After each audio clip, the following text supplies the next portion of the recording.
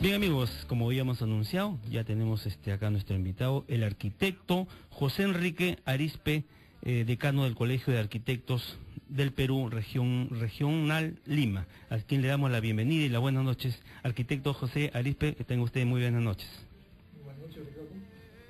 Gracias por la invitación. Se apega un poquito más, por favor, para escucharlo. Sí, mire, el detalle, hoy vemos que en la capital, bueno, esta estadística que tenemos acá, o estos, vamos a decir, en la capital circulan 34.000 buses y combis, solo hay espacio para 16.000.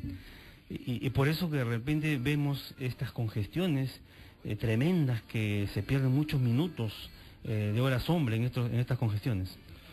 Sí, el transporte hay que verlo también desde un punto de vista integral y multidisciplinario, ¿no? No es un tema solo de los transportistas o de los expertos en transportes. Esto hay que verlo desde el concepto de ciudad que queremos y cuáles son los planes que tenemos de ciudad, y dentro de ello ya el tema específico. Pero también hay que verlo dentro del Plan Integral Nacional, dentro de la Estrategia Nacional de Transporte Público y Transporte Privado. Pero como no existe esa política a largo plazo de las autoridades, ¿no? Cambian las autoridades, sacan ciertas normas y como que no hay una correlatividad en cuanto a que si entra un nuevo alcalde pueda hacer una continuidad de las obras y los proyectos. Y no solamente es un tema de alcaldes, esto debe encaminarse dentro de lo que es el Plan Estratégico Nacional. Para eso existe un organismo que es el CEPLAN, que felizmente se ha compuesto en los últimos años y ya se está trabajando todos estos temas, para ver todos estos temas de forma integral.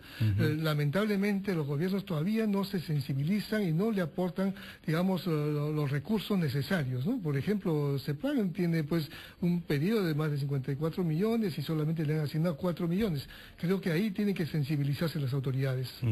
Bien, arquitecto, si nos permite, tenemos ya nuestra reportera Patricia Arriola, que se encuentra en un punto de la capital para hacer las entrevistas respectivas. Patricia, muy buenas noches.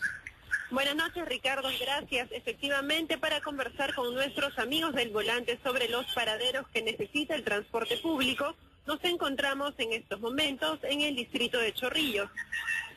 Señor, buenas noches, por favor, estamos en vivo para Radio Exitosa. ¿A usted le parece que hay suficiente espacio para instalar más paraderos del transporte público? No hay espacio ya. ¿No considera que haya espacio? No hay espacio. Muchas gracias, vamos a conversar con otro amigo del volante. Señor, buenas noches, por favor, estamos en vivo para Radio Exitosa. ¿A usted le parece que hay el espacio necesario para instalar más paraderos de transporte público? Bueno, puede haber más paraderos, pero eso depende de la organización de la municipalidad, ¿no? Si se organiza bien, puede haber otro tipo de paraderos, diferentes formas de paraderos en diferentes lugares, ¿no? Pero ¿a usted le parece que sí hay el espacio entonces en nuestra ciudad para instalarlo? Sí hay espacio. La cosa es organizarse, como digo, organizarse bien para que haya ese tipo de paraderos, ¿no? Muchas gracias. Vamos a tratar de conversar con otro de nuestros amigos del volante. A ver, un momento, por favor. Bueno, se fue el otro amigo del volante. Fueron entonces las dos declaraciones de dos transportistas, informó Patricia Arriola, Radio Exitosa. Bien, gracias Patricia. Las consultas o las entrevistas a nuestros amigos del volante. Arquitecto Arizpe, ¿existe actualmente, vamos a decir, en este caso, el Colegio de Arquitectos, un lazo, o mejor dicho, un nexo entre las autoridades, en este caso la comuna limeña, ¿no? Donde que para hacer las obras, por ejemplo, tienen que recurrir a ustedes, ¿no? Porque me imagino yo que en estos casos a veces recurren al extranjero, ¿no? A personas especialistas y dicen, no, vamos a buscar uno de afuera, y como que si no tuviéramos buenos arquitectos, ingenieros acá en el país. Sí, creo que esto es un error no solo de este gobierno municipal, sino que se ha venido sosteniendo en muchos gobiernos. El tema, por ejemplo, de los concursos públicos, ¿no? Muchas veces son los amigos de turno, los gobiernos de turno, los que hacen los grandes proyectos y no se llevan a propuestas, de todos los que podemos aportar de alguna manera para las mejores soluciones. En estos temas nosotros tenemos una comisión de transportes en el Colegio de Arquitectos que se dedica a estudiar la situación específica del transporte urbano, pero dentro dentro del tema, digamos, general, digamos, del planeamiento urbano. Porque cuando, por ejemplo, se planean nuevas urbanizaciones, hay que saber que va a impactar esto sobre la ciudad, y va a impactar en el desplazamiento de las personas que van a llegar a este lugar desde sus centros de trabajos o los servicios conexos, como colegios, entre otras cosas. Entonces, para esto hay que prever.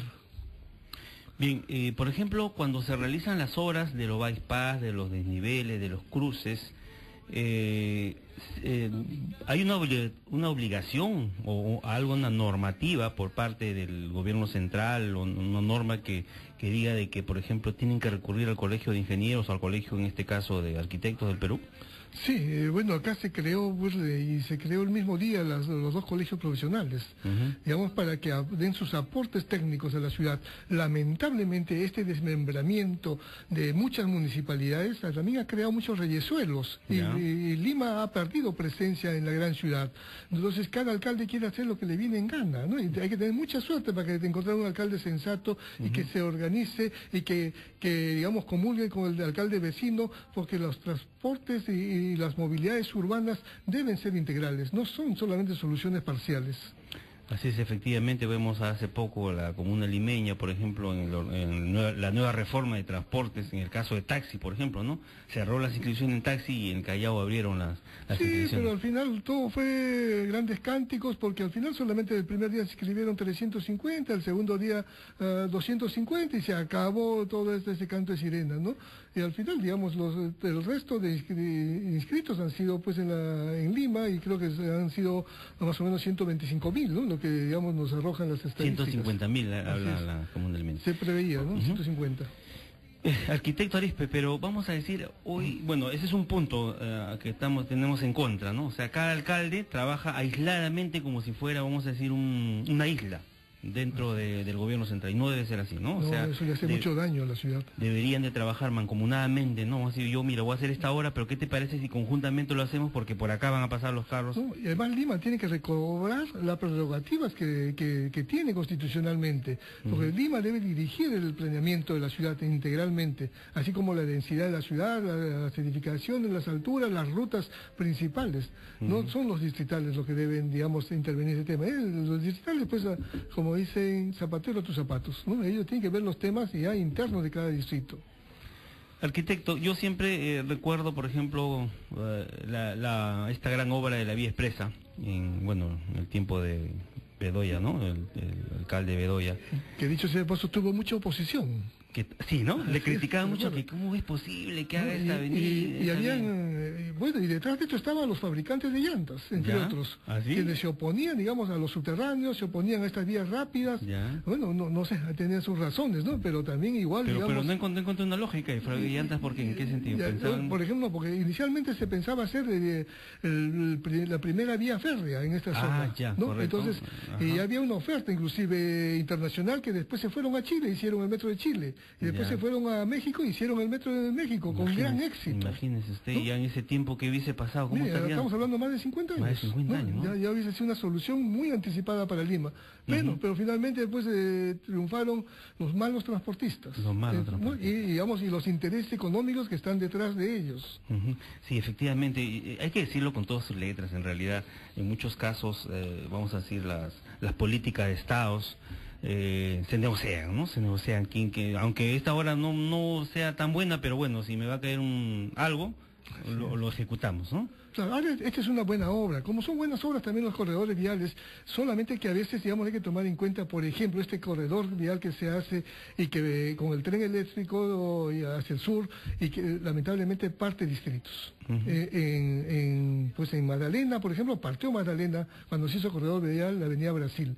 En Caraballo y en lo que es Barranco, por ejemplo, destruyó Barranco, partió el distrito de Barranco, partió comunidades, familias que tuvieron que dividirse, y esto no es bueno cuando puede haber otras alternativas. Digamos, el tema, por ejemplo, de regulación de la velocidad podría ser una buena alternativa, pero evitar todo ese enrejamiento que hay en Villa María, que estéticamente, que es muy malo para la ciudad, digamos, para organizar ciudadanos. Pero, arquitecto, en este caso, ¿qué se podría hacer? Porque normalmente usted sabe que acá la política de seguridad vial, de todos nos involucramos todos, no existe, se puede decir, ¿no? Hay muchos, si no hay una malla, cruzan, ¿no?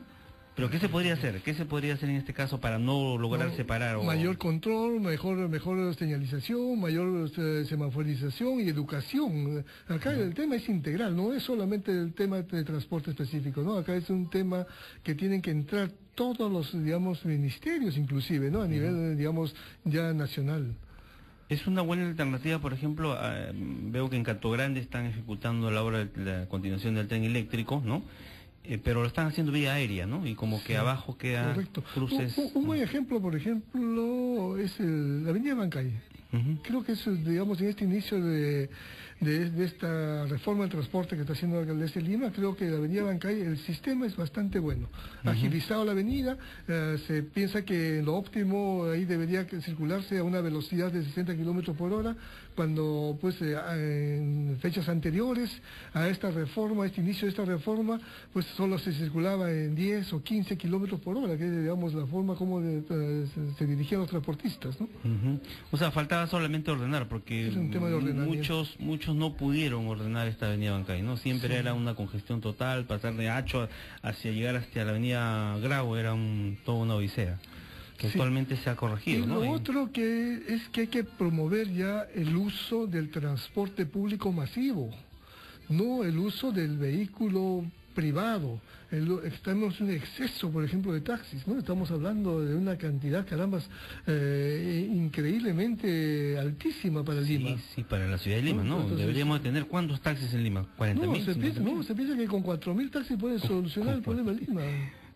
Bueno, bien amigos, los teléfonos 251-9422, 467-4499, repetimos 251-9422, 467-4499. Bien, arquitecto, los temas, bueno, usted me dice que hay una comisión de transporte en el Colegio de Arquitectos, ¿no? Esta comisión viene, vamos a decir, trabajando en función al desarrollo de la capital. Sí, correcto. Se viene desarrollando, me imagino yo, y cuando tienen, por ejemplo, ustedes algunas inquietudes, algunas sugerencias que dar, en este caso, a las municipalidades, ¿cómo se hace ese? ¿Ustedes lo buscan, ellos tienen que buscarlo? Bueno, cuando no nos buscan tenemos que buscarlos. Hay que tocar las puertas y nos tienen que oír, como lo estamos haciendo en todos los temas que están relacionados a la ciudad. Por ejemplo, acá nosotros vimos algo positivo de parte del gobierno central, en ProTransporte, el tema, por ejemplo, de la vía Canta-Callao, que va a dirigirse esta vía hasta el centro del país. Esto va a descongestionar la carretera central. Entonces, esta vía hay que fortalecer, esto va a ayudar a modificar la ciudad, a que los grandes centros de abastos también, digamos, ya los vehículos que vengan del norte para ir acá a la parada ya no tengan que pasar por Lima. Entonces, ¿por qué? Porque hay que crear un gran centro de abastos en la zona norte. En Huaral, en la zona, digamos, de Aucayama, hay que crear un gran centro de abastos para todo lo que es Comas, Caraballo. Y esto va a descongestionar Lima, el transporte de Lima, de ida y vuelta. Diga, nos disculpa, tenemos allá un...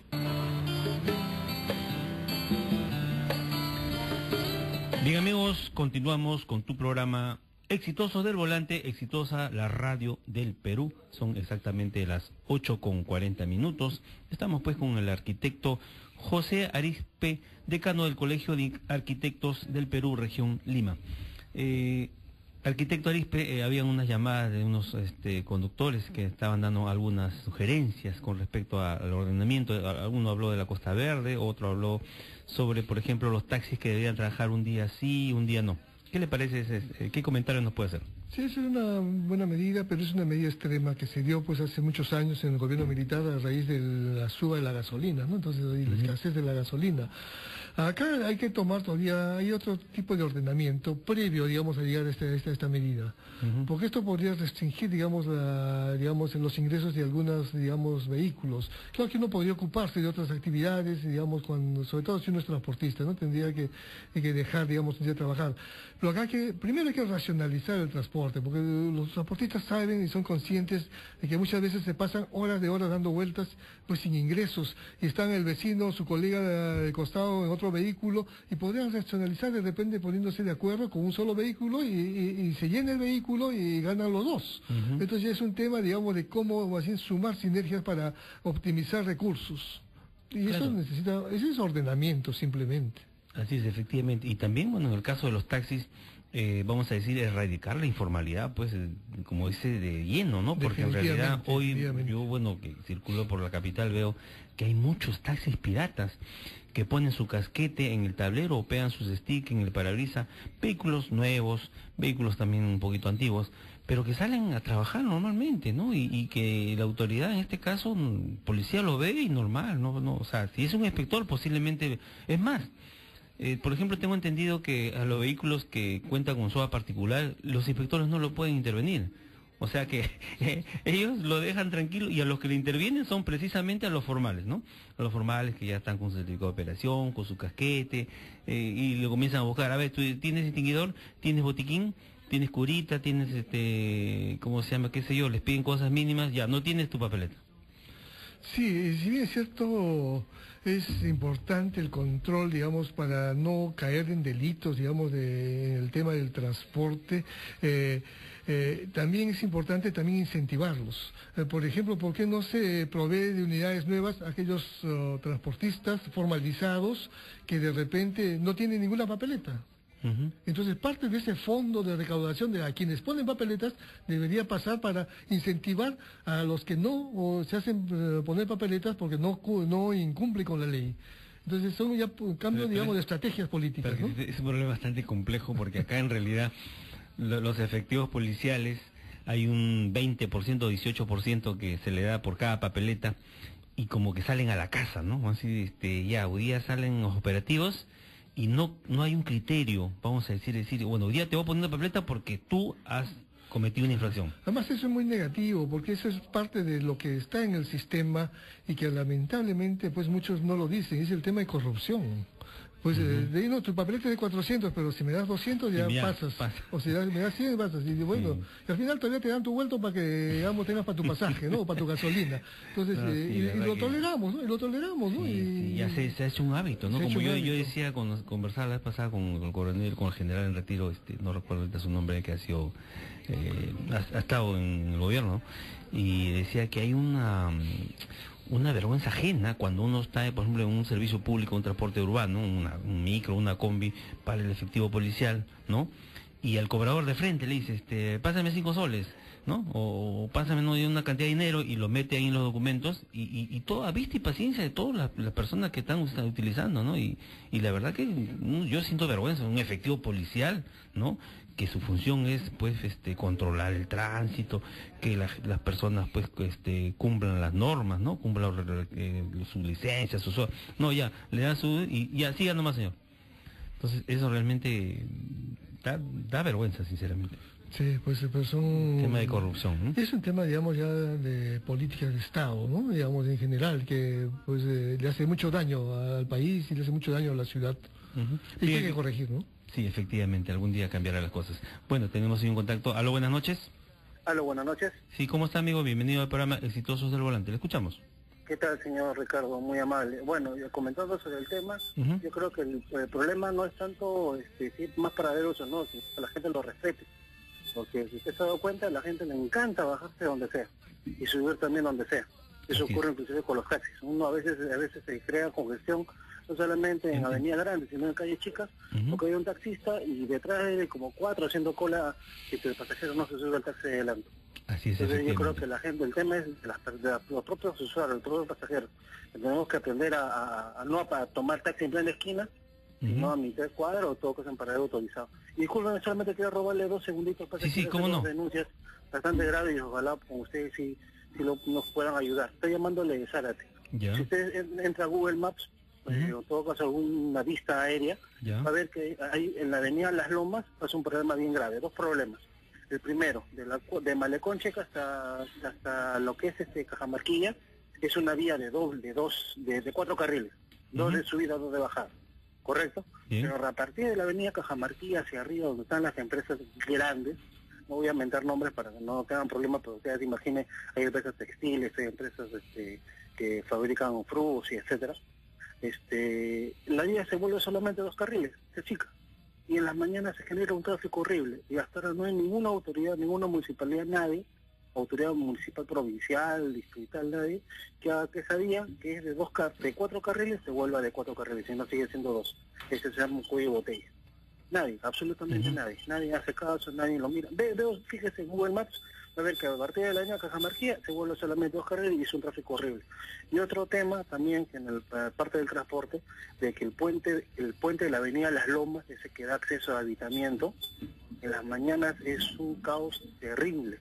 ¿Y por qué? Porque estos camiones trailer cortan camino por Campoy, salen por Malecón Checa y vuelven a entrar por este puente, bendito puente de Las Lomas, vuelven a entrar a evitamiento.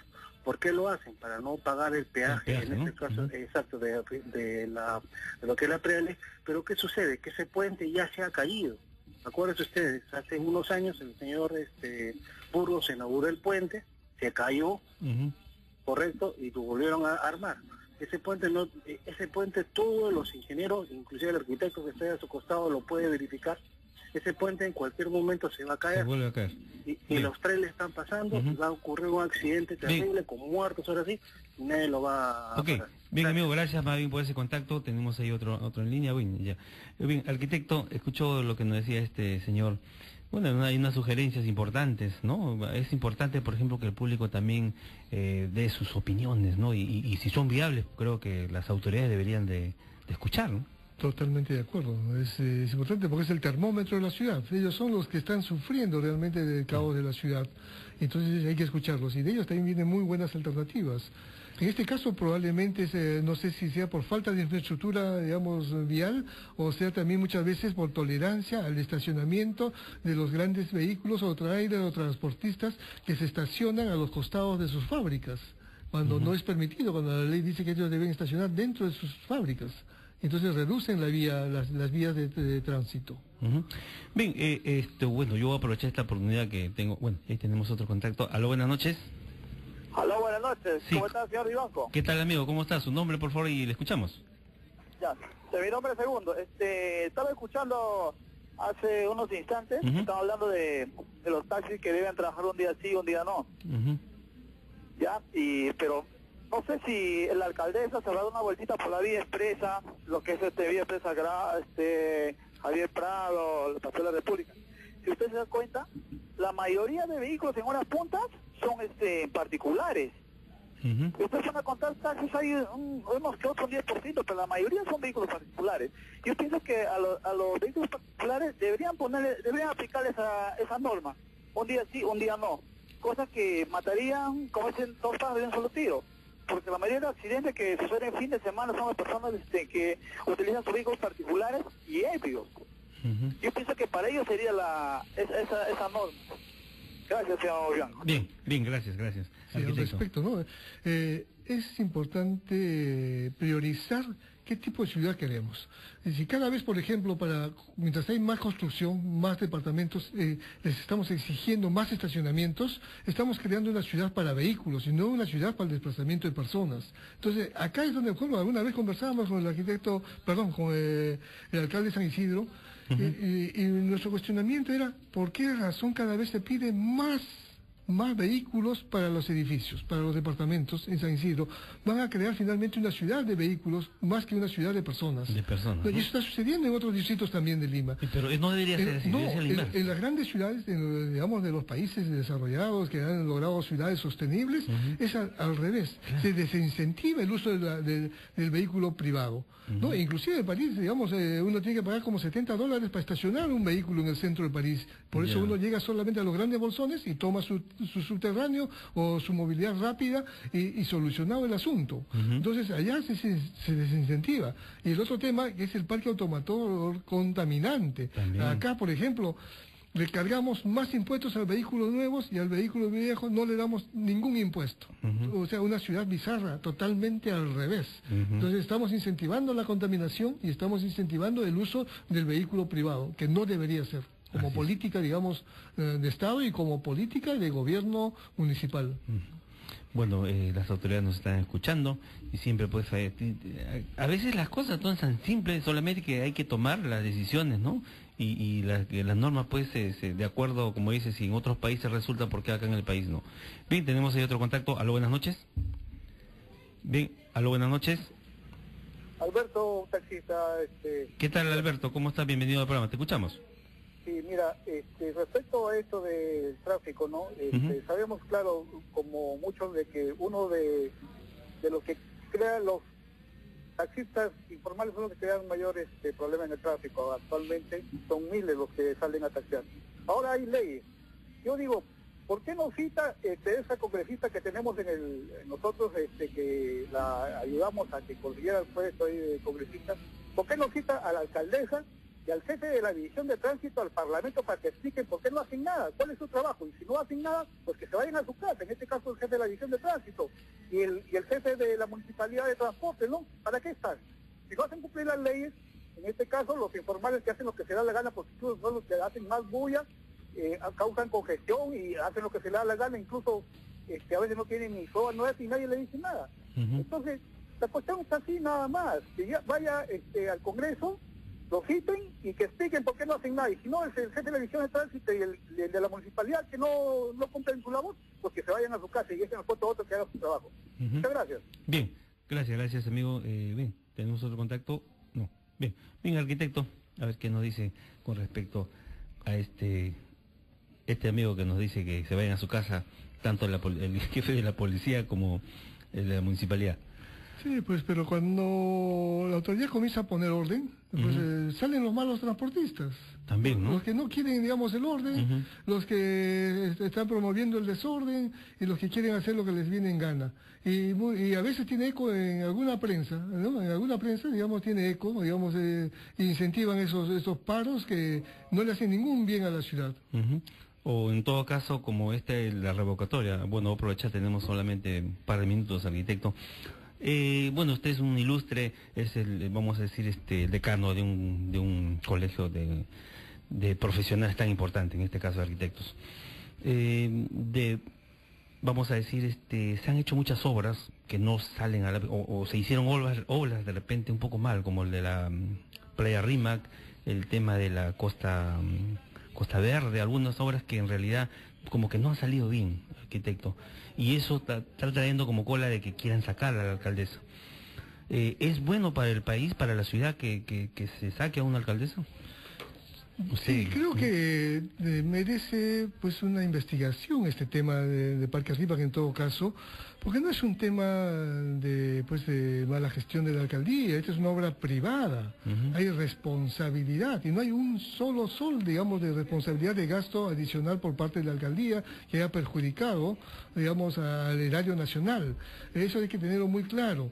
El otro es un, digamos, factor previsible, es un factor, digamos, que todavía merece una investigación, porque, por ejemplo, nosotros sabíamos de buena fuente de que la hora punta, digamos, cuando ya subía, digamos, el caudal del río, pues, sobrepasando los 120, ese momento Sedapal también abría sus compuertas, porque también colapsaba la tarjea, y esto incrementó el caudal de agua. Entonces son temas que lo que sí faltó es comunicación, definitivamente. Y creo que si la alcaldesa tiene que hacerse una autocrítica es por la falta de comunicación, básicamente, pero no por deficiencias técnicas, ¿no? Porque pues los estudios, yo lo mencioné en alguna oportunidad, si no revienta, digamos, un lado de este conducto, porque es un conducto provisional, es un conducto que pues presentaba esos drenes de agua, y era porque no es un conducto armado, sino simplemente son placas que se van interarmando.